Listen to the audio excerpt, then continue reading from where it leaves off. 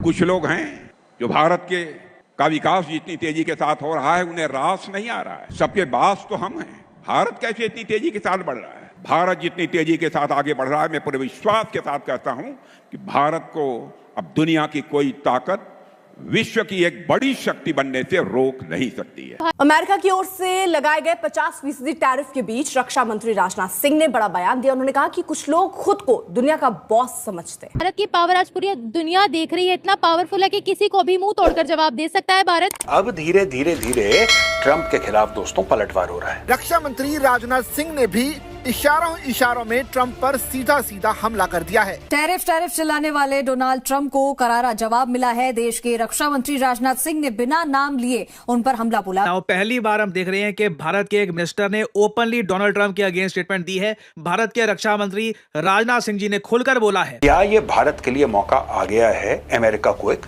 हल्का सा मैसेज देने का कि बॉस सॉरी, अगर तुम धक्का दोगे तो हाथ तुम्हारे पास भी है। राजनाथ सिंह ने अमेरिकी राष्ट्रपति डोनाल्ड ट्रंप का नाम लिए बगैर कहा कि कुछ लोग अपने आप को दुनिया का बॉस समझते हैं। तो भाई दुनिया को जरूरत है भारत को दुनिया की जरूरत नहीं है, क्योंकि उसको पता है कि मैं आंखें बंद करके बैठूंगा तो खुद ब खुद लोग चल कर आएंगे। अमेरिका का जो भी प्रेसिडेंट आ जाए, कोई भी पार्टी पावर में आ जाए, इनकी पॉलिसीज नहीं बदलती, चाहे वो पाकिस्तान के लिए हो चाहे किसी भी कंट्री के लिए हो। लेकिन ट्रंप के आने के बाद हम देखते हैं कि पॉलिसीज चेंज हो जाती हैं। कभी हम अचानक से लाडले हो जाते हैं, कभी अचानक से हम बुरे लगने लग जाते हैं। भारत से बहुत नजदीकियां थी, मोदी जी से बहुत दोस्ती यारी चल रही थी। वो तो बहुत कहा भी करते थे माय फ्रेंड डोनाल्ड ट्रंप, वो जो लोग कई बार बोल रहे हैं। तो सर आपको लगता है कि अभी भी पॉलिसीज वही रहती है किसी भी प्रेसिडेंट के आने से, या नहीं हर प्रेसिडेंट आके अपने हिसाब से चल रहा है?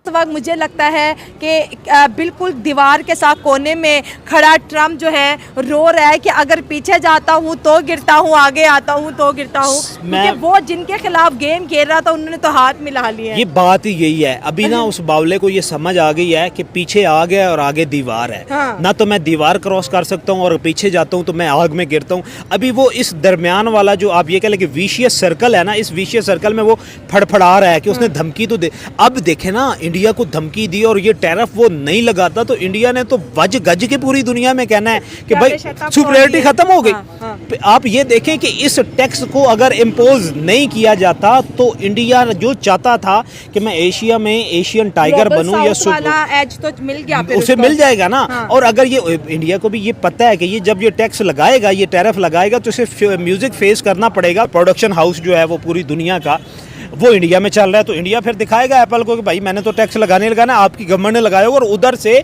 जो बड़े बड़े बिलियनियर बिजनेसमैन हैं वो अमेरिका को कोस रहे हैं कि मेरी जो इंडस्ट्रीज पूरी दुनिया में चल रही हैं, आपने पंगा तो उस बंदे के साथ ले लिया है जिसने आपको कंगला कर देना है, जिसने कांग्रेस को कंगला कर दिया, जिसने रीजनल पार्टीज को खुडे लाइन लगा दिया है, जिसने पूरी दुनिया में आप ये कह लें कि इंडिया कहलवा दिया है। पूरी दुनिया में इंडिया के अलावा पूरी दुनिया में एशिया में किसी और कंट्री पे नजर नहीं पड़ रही, तो उसके साथ पंगा तो ले लिया। तो अब हम जाएंगे कि ट्रंप को पर्सनल तो कोई लॉस नहीं हो रहा, पब्लिक को लॉस हो रहा है। और पब्लिक में आप ये देखें कि वहां पे रेट ऑफ इन्फ्लेशन जो है वो मोर देन 150% इंक्रीज हो गया है। और सिर्फ और सिर्फ वो टक्कर किसके, इंडिया के। और इंडिया इस पे सर्वाइव, जब इंडिया ने ब्लंटली कह दिया कि we will face the music, अब वो म्यूजिक फेस करेंगे। और उन्होंने क्या करना है कि वो देखें, इंडिया के लिए इंडिया की चंद एक चीजें हैं ना वो जो खरीद रहा होता है वहां पे। ये ट्रम्प बोल रहा था, मैं कहती हूँ इतनी अकल तो शायद छोटे बच्चे में भी होती है। $90 बिलियन की ट्रेड में ज्यादा एक्सपोर्ट इंडिया अमेरिका को कर रहा है। और ट्रम्प कह रहा था भैया आपने हमसे बड़ा पैसा कमा लिया, बड़ा पैसा कमा लिया। आप देखिए इंडिया कितना रिलैक्स है, क्योंकि आज भी अगर हम उस ट्रेड को डिवाइड करें ना तो इंडिया को $20 से $25 मिलियन का नुकसान और फिर भी प्रॉफिट हो रहा है। और अमेरिका को उस लेवल पे आके अगर आप जज करते हैं तो अमेरिका ओवरऑल नुकसान में जा रहा है। इंटरनली देखे ना, बाहर से तो वो इंडिया को तो वो टक्कर दे देगा, इंडिया को तो मैं आपको दोनों जवाब दे देता हूँ। जब बाइडेन जीते थे तो उन लोगों ने एक आर्टिकल मेरे से रिक्वेस्ट किया था कि क्या तब्दीलियाँ आएंगी, तो मैंने कहा था कि तब्दीलियाँ छोड़ दें, कंटिन्यूटी क्या है वो देखें। इंटरनेशनल रिलेशंस जब पढ़ते हैं एक बड़ी थीम रहती चेंज एंड कंटिन्यूटी। तो जो रियलिस्ट है वो कहते हैं कि देखिए, मिसाल के तौर पे नेपाल को ले लें, नेपाल के पड़ोसियाँ न्यूक्लियर पावर्स हैं। कोई भी बंदा प्रेसिडेंट बन जाए उसके पास बहुत कम ऑटोनॉमी है टू डील विद इंडिया या चाइना, राइट। तो पावर कैपेबिलिटीज तो आपके इलेक्शन की वजह से तो नहीं बदलते, तो that is why there is some continuity.